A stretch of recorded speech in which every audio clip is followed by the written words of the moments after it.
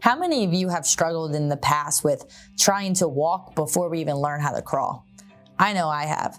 Something to be able to help you out with that is, just thinking back to human nature. When we're born, we don't just come out starting to walk or even run a 100-meter sprint.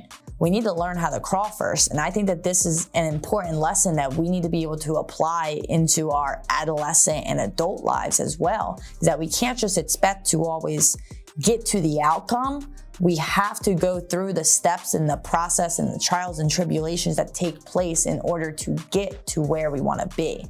Now, this is a problem for a lot of different reasons, but I'm just going to touch on 3 reasons why trying to run before we crawl is a problem. I think one of these reasons is because sometimes our ego gets the best of us. Sometimes we want to so badly get to where we want to go, or we want to so badly be the best at what it is that we're doing, that we tend to skip steps and we tend to maybe lose track of what our humble beginnings are, or we refuse to acknowledge our roots or where we came from before we got to where we are. A second thing being that we just become impatient. It's human nature. Patience is a skill that not all of us possess, and it's a skill that has to be refined and toned. So a lot of times we put so much pressure on ourselves to get to where we want to be that we tend to lose a sense of emotion regulation because of that growing impatience that's fostering inside of us. So another reason why this happens is because we just get so caught up in what it is that we want that we lose track of what we do in the process. And a lot of times we get caught in, it's common everywhere, where sometimes we'll step on other people's toes without realizing, or sometimes we'll wrong people to get to where we want. And then when we look back, we realize how messy that trail is that we left behind to inevitably get to where we want to be. But if you do it in a wrong way or in an immoral way where you hurt people or you step on toes and you leave a bad taste in other people's mouths about you, then did you truly get to where you want to be the right way, or a way that works for you? So a solution that I would give you if you are somebody that struggles with, wanting to run before you crawl, I like to always use the analogy of, think of life as almost like a board game, like you're playing a game of Candyland. And, sometimes you're going to land on a space where it might say move back 2 spaces.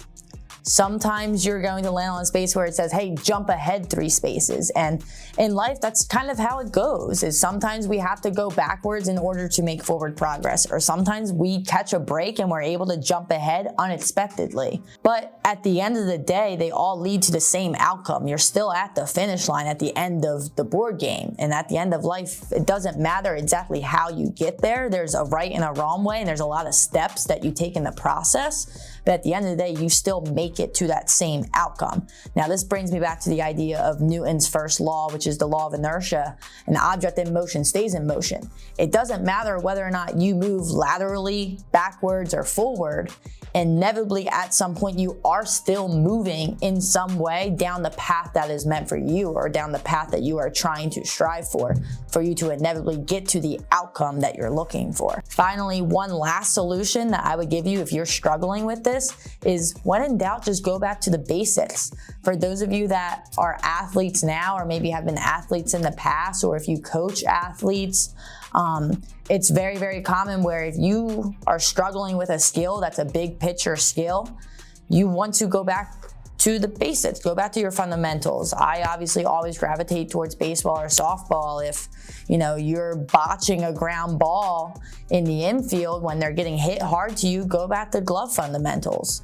If you're shooting a free throw shot and you're missing everything at the 3-point line, maybe go back in, start in closer to the net, and then work your way back out. So you want to be able to go back to those steps that it took you to get to shooting that free throw. You want to go back to those first steps and then be able to progress your way back. If you did it once, I promise you, you can do it again and get to that outcome.